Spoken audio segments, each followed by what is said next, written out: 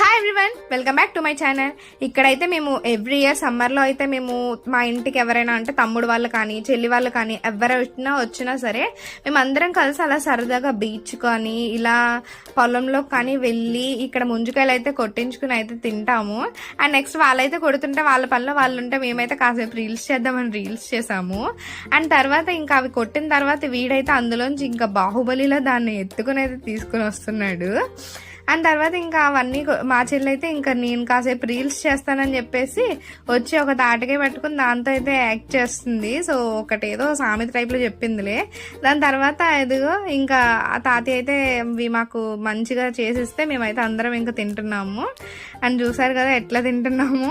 And next అయితే నేను ఫస్టే నాకు ఒకటి ఇస్తే అది టేస్ట్ ఎట్లా ఉంది అనేది అయితే నేను చెప్తున్నాను.